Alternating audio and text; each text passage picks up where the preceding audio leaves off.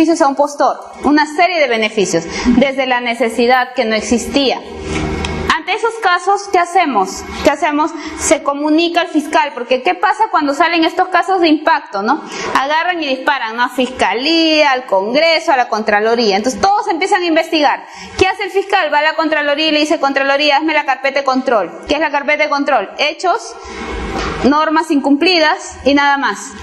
Con esa carpeta de control, que están esa serie de irregularidades que les he comentado y las normas que han incumplido, el fiscal inicia su proceso, inicia su investigación y hace las denuncias correspondientes. Así es como se trabajan estos casos de corrupción.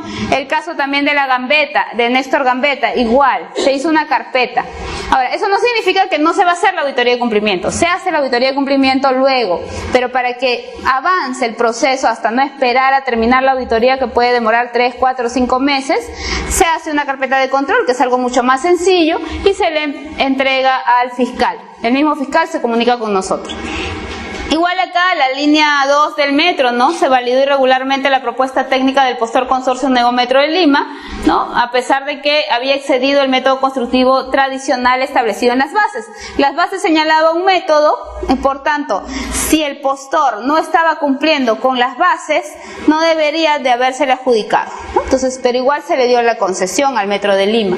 ¿Qué estamos viendo acá? Un direccionamiento, ¿no? Un direccionamiento. Acá hay indicios de negociación incompatible porque le están dando beneficios a un tercero. No es necesario acá probar que se le está beneficiando, que hay una coima, simplemente hay una serie de beneficios contrario a norma, contrario a sus propias bases que no se cumplieron, ¿no? Entonces, de esa manera es que nosotros operamos. Ahora, casos de corrupción hay todos los días, ¿no? Todos los días. Ahora, las entidades sujetas al Sistema Nacional de Control, donde hay un sol del Estado, ahí tiene que haber control, porque son nuestros impuestos, son recursos públicos. Entonces tenemos todo el gobierno central, sus entidades, órganos autónomos, manejan recursos públicos, todos tienen sistemas administrativos, todos manejan recursos públicos, Ministerio de Trabajo, Agricultura, INDECI, SUNAT, INPE, todas estas entidades. También ahora se incluyen las Fuerzas Armadas y la Policía Nacional y sus respectivas instituciones, ¿no? Últimamente estuve revisando algunas noticias de corrupción que iban a revisar qué se estaban haciendo con los fondos estos para vivienda de las Fuerzas Armadas y Policía Nacional. No se sabía qué destino se habían dado, porque hay unos fondos, se les descuenta a estos señores, ¿no? Y no se sabe qué destino se le ha dado. Eso es lo último en ello. Están haciendo auditorías. Los gobiernos regionales, locales e instituciones y empresas pertenecientes a los mismos. Siempre ha habido una discusión de que dicen que los trabajadores de empresas públicas no son servidores públicos, no son funcionarios. Pues les comento que hay una resolución de la Corte Superior en el cual reconoce el Convenio Internacional de la Corrupción y señala que los trabajadores de las empresas sí son funcionarios públicos para materia penal. Entonces sí están siendo sancionados gerentes de empresas, porque no es justo, pues señores, bajo este argumento, yo no soy servidor, yo no soy funcionario, estos señores se han levantado el país en peso.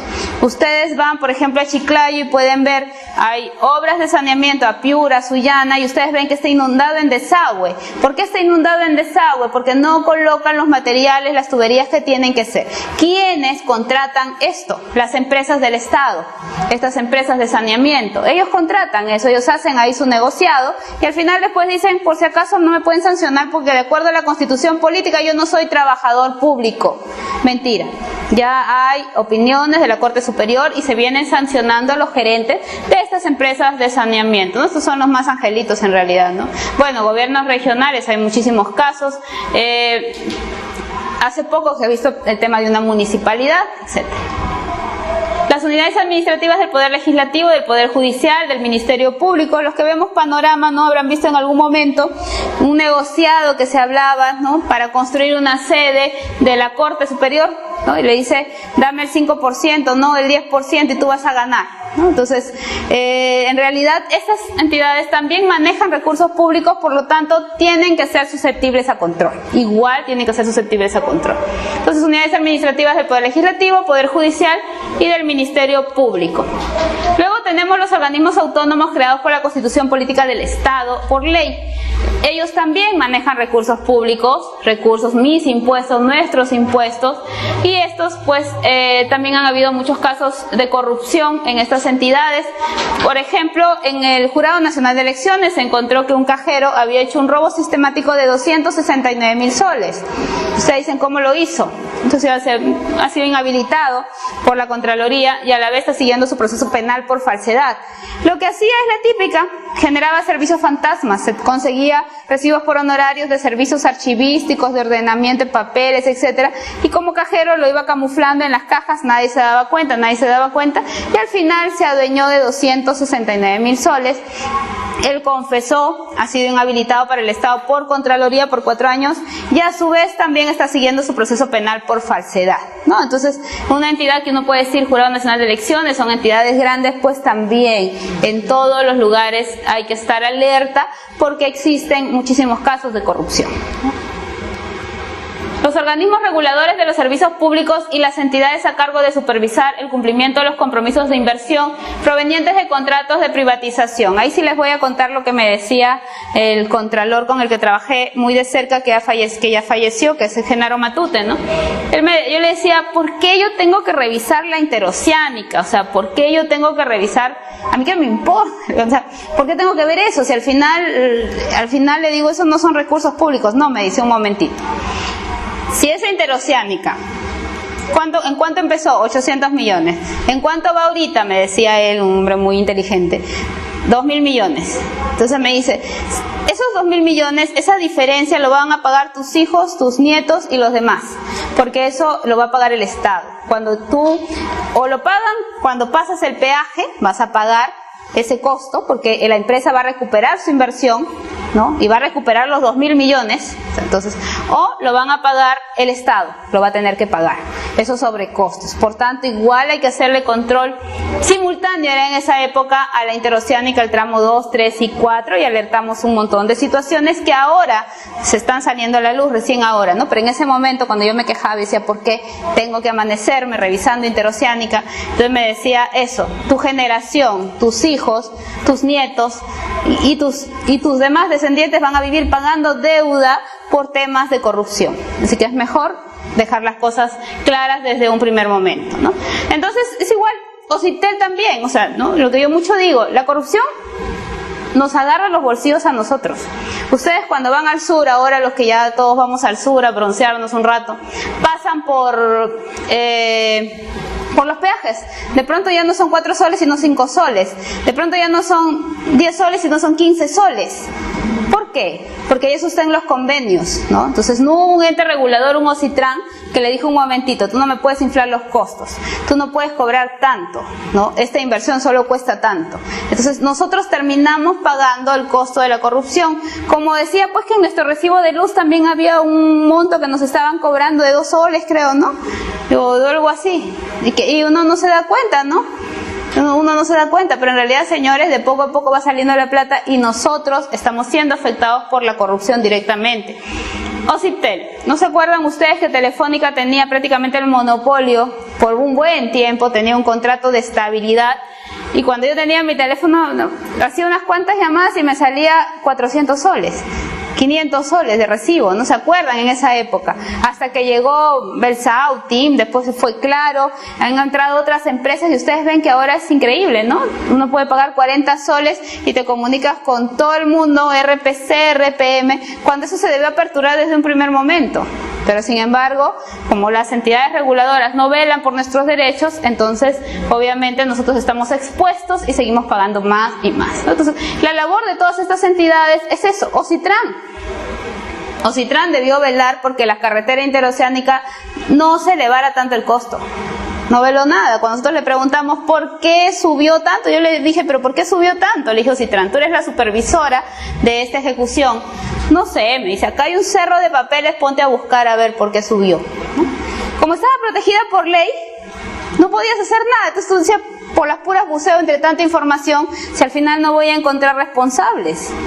Si no voy a encontrar responsables, estamos hablando de nada. Lo único que pudimos indicar es que habían sobrecostos en estas obras, ¿no? Todas las obras de Odebrecht han estado protegidas por una ley.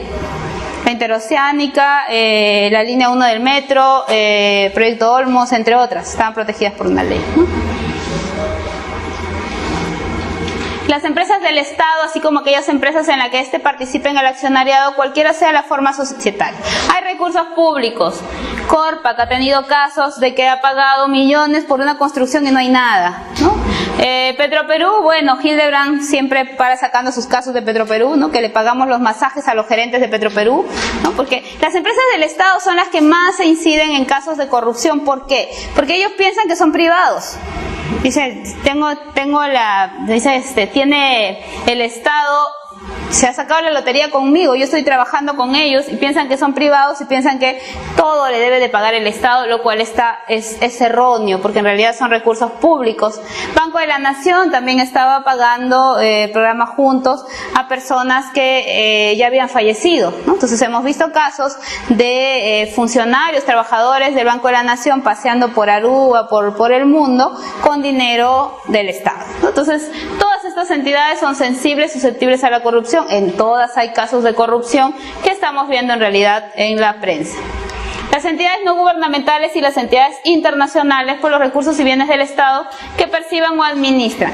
En algún momento en la ley de contrataciones, la nueva que salió, se prohibió que se hagan convenios con organismos internacionales, porque como era como una fachada para decir, yo le quiero comprar a fulano, así que tú, como tú no eres sujeto a control, porque eres un organismo internacional, haz todo para que ese fulano gane. Entonces eran como una agencia de compras, ¿no? Entonces, y al final, bueno, fuera que me entregara las camionetas como le había pedido. No, me entregaba cualquier cosa y teníamos que aceptar y pagar sobrecostos, ¿no? Con estos organismos internacionales. Y lo peor, que estaban protegidas por normas internacionales y nosotros no podíamos ejercer control.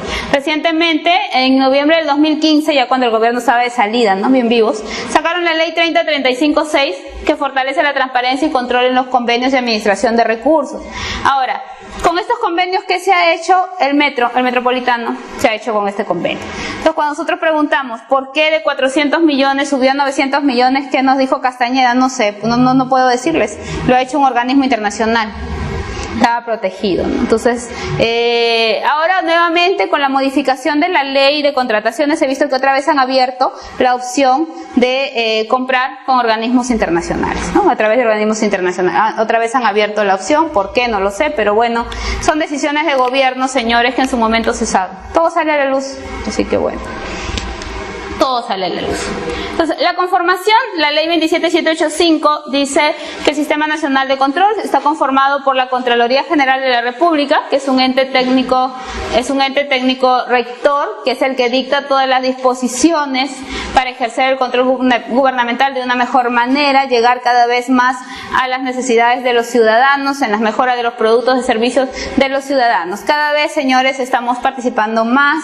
En realidad, siempre hemos ejercido control con las limitaciones que hemos tenido de los gobiernos. La diferencia es que hay contralores que salen más a la prensa y hay contralores que no salen más a la prensa. Entonces, caso de la Interoceánica, como ahora ustedes han visto, eso se ha visto desde la época del contralor Genaro Matute, solo que era un contralor perfil bajo, a él no le gustaba mucho la prensa, más catedrático de SAN, él era más perfil bajo, pero en realidad la forma de control gubernamental previo, simultáneo y posterior ha existido siempre, siempre se ha hecho. El tema de los patrulleros siempre lo hemos visto. Cuando estaba en Contraloría hice control simultáneo a los patrulleros. ¿Se acuerdan los Tucson? Las Tucson, ¿no? Estaban pagando $4,000 o $5,000 más por cada camioneta. Pero ahí sí logramos detener la compra porque las camionetas estaban en aduanas y no cumplían todos los requisitos por los cuales estaba pagando el Estado.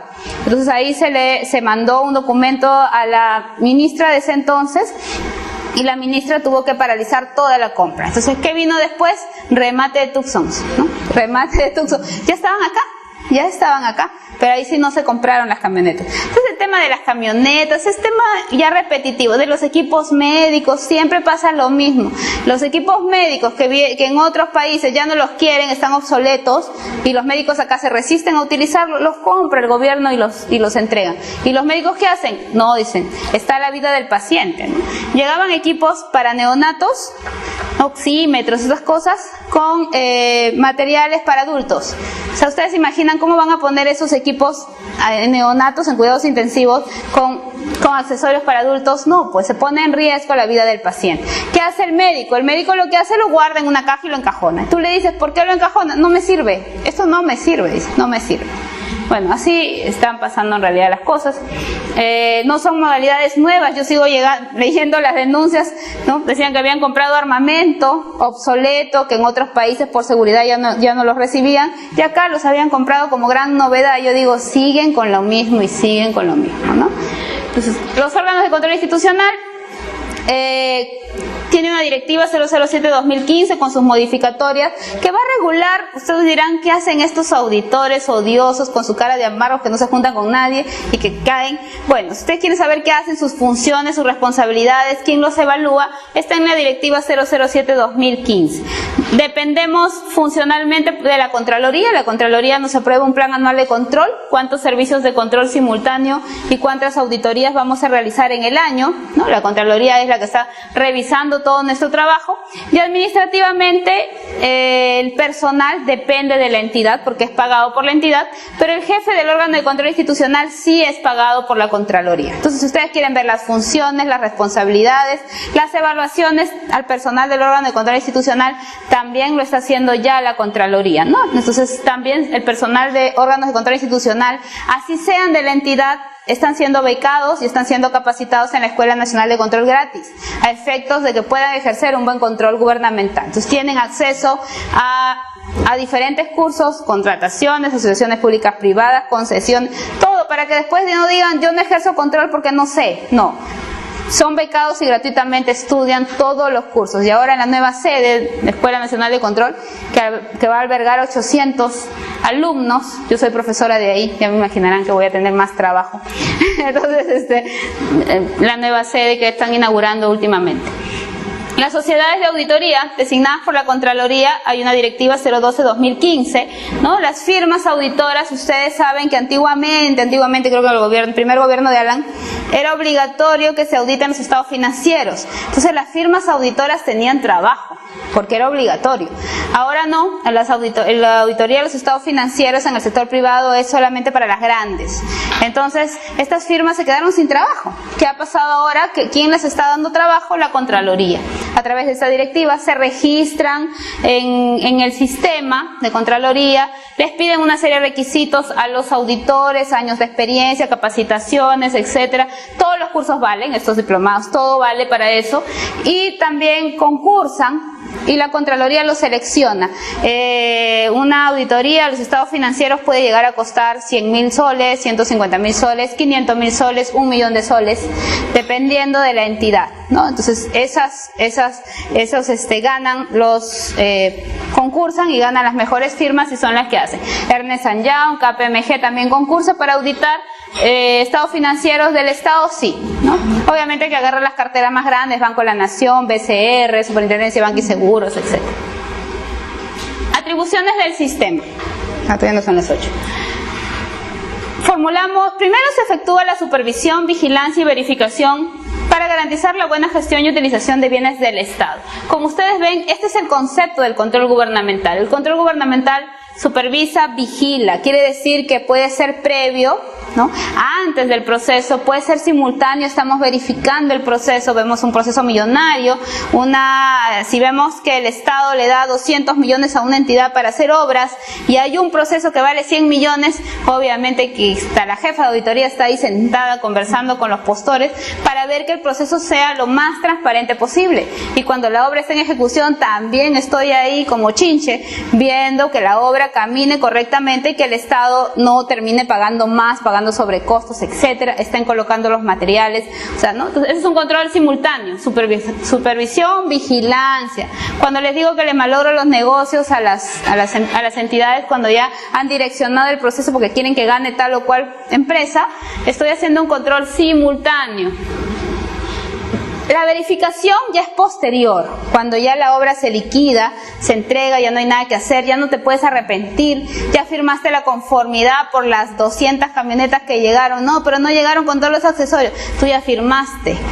Uy, ahora estos accesorios pueden llegar a ser 4 millones más, perjuicio al Estado. Bueno, piña, no puedes dormir porque si auditan esas compras de camionetas, el auditor va a ver que hay un perjuicio de 2, 3 o 4 millones de soles. ¿Y a quién te lo va a cobrar? A ti, por haber firmado la conformidad de recepción de bienes. Es muy importante, señores, si ustedes firman conformidades, que firmen conformidades y revisen y verifiquen que realmente lo que se requirió es lo que se compra. Exactamente igual. Si no, dejen por escrito, ¿no? Doy la conformidad, pero por si acaso le está faltando el faro, le está faltando acá, le está faltando la tal. O sea, señálenlo porque eso les puede servir muchísimo. Impulsar. Formulan recomendaciones porque como resultado de ello se hacen informes y estas recomendaciones buscan modernizar, mejorar la gestión pública. Hay recomendaciones para mejora de la gestión pública. Por ejemplo, que se haga una directiva para compras menores, es una recomendación. Otra, que se haga una directiva para revisión de expedientes técnicos de obra, para que al final no me den cualquier tipo de expediente, ¿no? Y de ahí vienen los problemas en las obras, o etcétera. Propugnar capacitación de funcionarios. Ahora que ha habido la transferencia de gobierno, con el nuevo gobierno se hizo una directiva para transferencia de gestión de gobierno a gobierno, entonces se los capacitó de forma gratuita. También hubo los cambios en los gobiernos regionales, en los gobiernos locales, también se capacitó para que la gestión entrante reciba y vea qué es lo que va a recibir de la gestión saliente.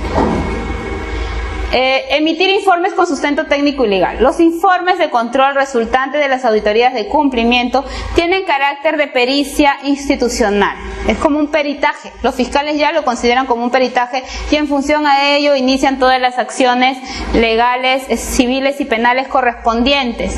Está constituido como una prueba preconstituida para que la entidad inicie las acciones, ya sean administrativas, penales o civiles respectivas, ¿no? Y se impongan las acciones. Es de carácter técnico y legal porque voy a auditar una carretera. Entonces, cualquiera no puede auditar una carretera. Tenemos que conseguir los mejores, los especialistas, ingenieros civiles, pero en carreteras, ¿no? Porque ellos ya saben que dónde está el negocio. Entonces ellos dicen, señorita, voy a tener que picar esta parte de la carretera porque acá el grosor le ha puesto que es la mitad, por lo cual ha pagado el Estado. Entonces pican, toman su medida y dicen, no, acá solamente se debe utilizar tanto cemento, tanto asfalto, tanto de este material, por tanto el resto es irregular, perjuicio económico al Estado, 2 millones, 3 millones, 5 millones. Los especialistas saben exactamente qué partida van a revisar. Por eso es el carácter técnico de en el tema de las auditorías. Siempre se necesitan ingenieros civiles, ingenieros de sistemas para auditar bases de datos tributarios, ¿no? El RUC sensible que se dio en SUNAT en una época. Se necesitan auditores informáticos, ¿no? De nivel forense para que puedan revisar. Los forenses te revisan hasta el disco duro, el disco espejo. Quiere decir que el corrupto, una vez que termina, según él, voy a borrar mis archivos para que no me pesquen. Mentira, señor, hay un disco espejo y en ese disco espejo te recupera todo lo que borraste, por si acaso. Si lo grabaste en USB y tú crees que nadie se dio cuenta, igualito, hay un disco espejo. Yo he hecho auditoría forense, por eso me las sé todas. Dígame. ¿Y por qué en algunos casos, pese a que haya un informe de la Contraloría, el proceso de licitación o cualquier otro proceso continúa? ¿Por qué? O sea, ¿cuál es una prueba preconstituida o una pericia? ¿Por qué pese a ello el proceso que está por el tipo, en algunos casos Lo que pasa es que estamos hablando de control cuando es control simultáneo. Prueba preconstituida es control posterior. Como resultado de las auditorías, hacemos un informe de control. Ese informe es prueba preconstituida, es pericia, ¿no? Cuando ya se cerró la operación. Cuando la operación todavía está en proceso, un procedimiento de selección o un proceso de selección está en pleno proceso, lo que nosotros hacemos es alertamos riesgos de incumplimiento. La entidad puede paralizar el proceso o retrotraer, que es la que titulares sanos, titulares honestos hacen, u otros que ya son pues demasiado sinvergüenza, dicen yo sigo, no me importa, asumo las consecuencias. ¿Por qué? Porque nosotros damos riesgo, nosotros no podemos entrar en gestión, si no imagínense, pues cada decisión la entidad tendría que decirnos a nosotros, y la entidad entonces ¿para qué ganaría su sueldo si no va a gestionar? La entidad tiene que gestionar y autocontrolarse, pero nosotros apoyamos también alertando riesgos, ¿no? Durante el proceso. Ahora la entidad si quiere puede continuar. Ha pasado que en municipalidades, por ejemplo, cuando todavía no salían estos escándalos de corrupción tan grandes que incluso ya ahora tienen hasta sicarios, nosotros íbamos y decíamos, te encontré, hay una tubería de 6, estás poniendo una tubería de 6 millones y debes de colocar una de 8 millones. Y le alertas porque está en plena ejecución de obra. ¿Ustedes creen que el alcalde, no me da la gana, yo tomo mi decisión, yo seguiré adelante? Entonces, ¿qué sigue de ahí? Se hace una auditoría de cumplimiento y ahí me levanta el peso a toda esa gestión, porque le alerté. O sea, el siguiente paso, si es que la entidad continúa con el proceso, que han habido muchos casos, sobre todo en este gobierno saliente, cuando ya estaban por irse ya no les importaba. Tú le decías, pero esto está contrario a norma, hay un pronunciamiento del OCE, no, ese pronunciamiento era con la ley anterior, búscame un pronunciamiento con la nueva ley. No seas gracioso, acaba de salir la nueva ley y cómo van a haber pronunciamientos con la nueva ley, no seas chistoso. Entonces, se basaban en eso y decían, sigo con mi proceso. Pero no podemos nosotros interferir ahí. Es por eso que en el tema de la adenda Chinchero, si bien es cierto, la entidad, Vizcarra, el ministro, ha tomado la decisión de paralizar y de no entregar el dinero hasta que la Contraloría saque la auditoría. Porque la Contraloría alertó riesgos. Dijo, acá un momento, acá hay riesgos, acá hay dinero del Estado, ya ha alertado una serie de riesgos y ya es el gestor el que toma la decisión. O continúo y no me importa que hagan la auditoría y me metan preso, no me interesa, pero yo sigo adelante, ¿no? O me abran proceso, o simplemente espero que la Contraloría saque su informe de auditoría que tiene nivel de pericia, ese informe sí tiene nivel de pericia, de una auditoría. De ahí cuando te digan control simultáneo, control previo, no. La entidad toma la decisión.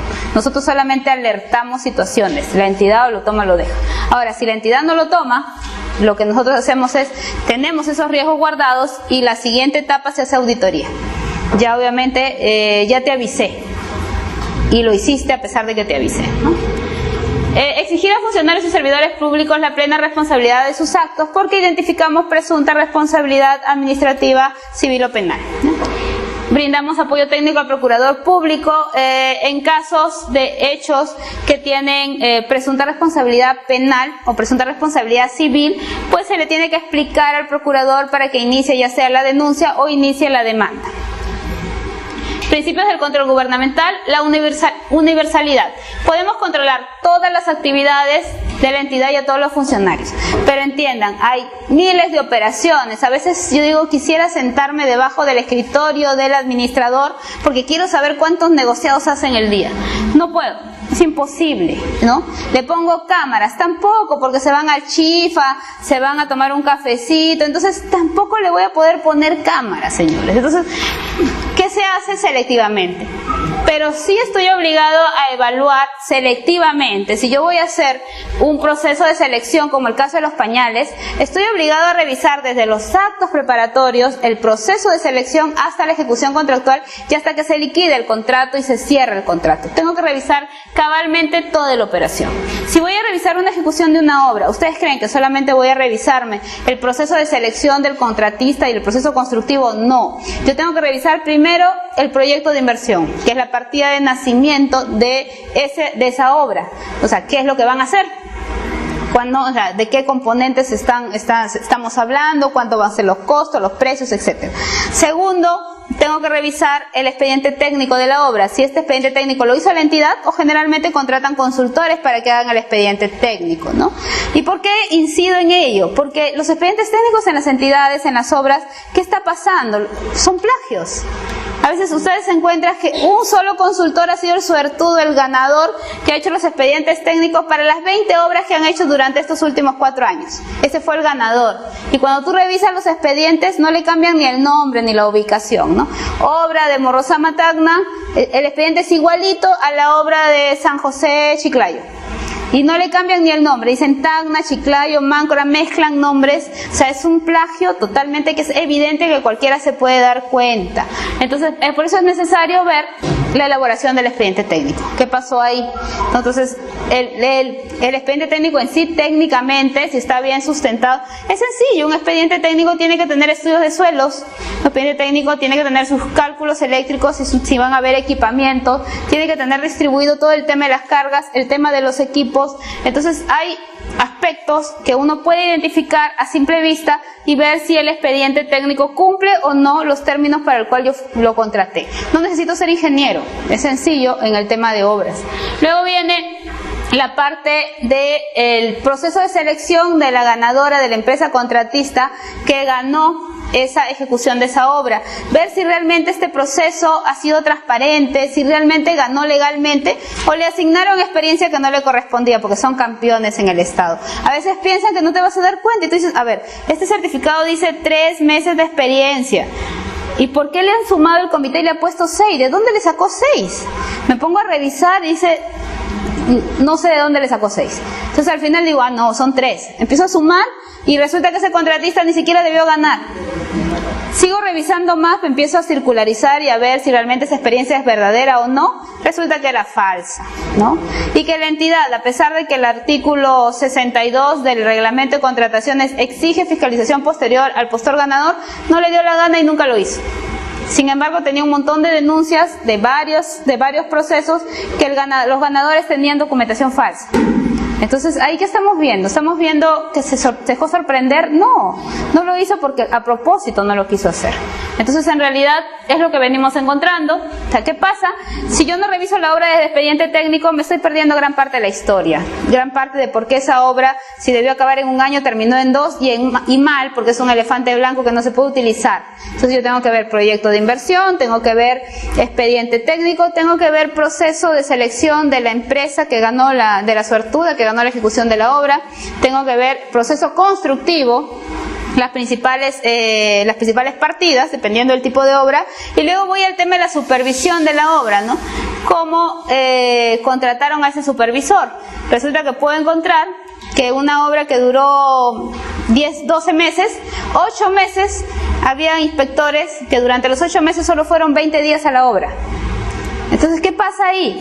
El constructor se ha pachamanqueado como ha querido con el Estado, porque no ha habido supervisor, no hubo supervisor, ¿no? Entonces, eso estamos encontrando, señores, no hay supervisor, no hay inspector, no hay, entonces realmente, en realidad, el Estado está plagado de casos de corrupción. Trabajo para nosotros, los auditores, hay cantidad. Entonces, evaluamos de manera cabal, completa, procesos y operaciones. ¿Qué pasa si no se evalúa de manera cabal, completa, si no revisaba el tema de los pañales completamente y no se hubiese visto el tema de que no existía ni siquiera la necesidad de comprar los pañales? No se hubiese visto la intencionalidad penal. No, me pierdo parte de la historia. En cambio, si yo reviso, el proyecto de inversión decía que tenían que hacer un edificio de 2 pisos y tenían que comprar tales y tales equipos, y de pronto en la ejecución, el expediente técnico me lo cambian a 4 pisos y me ponen otros equipos y me hacen un cambio, entonces sigo avanzando y al final lo que tengo es un edificio de 1 piso y sin los equipos. ¿Qué ha pasado acá? Entonces acá ya vive intencionalidad, hay una serie de beneficios a los contratistas, ¿no? Que no son de gratis. ¿Qué es eso? Negociación incompatible. ¿Puedo encontrar también colusión? También puede ser colusión en primer grado.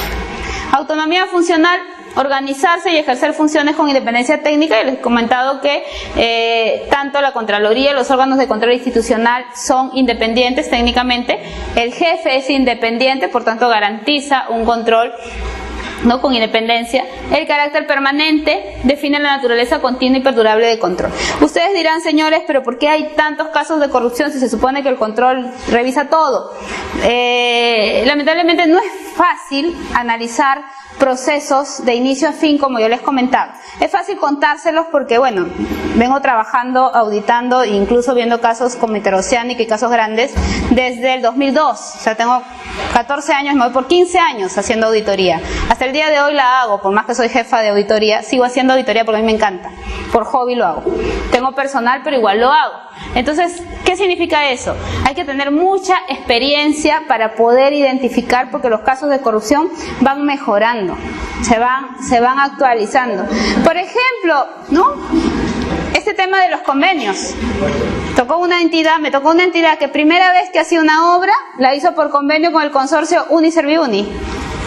Imagínense, el consorcio Uniserviuni se le entregó directamente la obra. Supuestamente esto había sido auspiciado por el hermano de Humala, ¿no? Entonces más de 700 millones de obras se entregaron directamente a este consorcio Uniserviuni como si fuera entidad pública. ¿Quién dijo que no es entidad pública? El OCE, ¿no? Entonces, ¿qué pasó ahí? Ustedes dirán, no, pero igual se ejecutó la obra. Bueno, en muchos casos no se ejecutó. Aquí hay un perjuicio porque, primero, no le están permitiendo a la entidad que haga un proceso transparente, limpio y que consiga el mejor postor para que ejecute la obra. Se lo di directamente a un consorcio Uniserviuni, dándole la calidad de entidad pública ilegalmente. Segundo, estoy perjudicando a los postores, ¿no? Imagínense que ustedes tengan su constructora. No pueden postular a estas obras porque ya todas las tiene el consorcio Uniserviuni, porque decían de que era entidad pública cuando no lo era.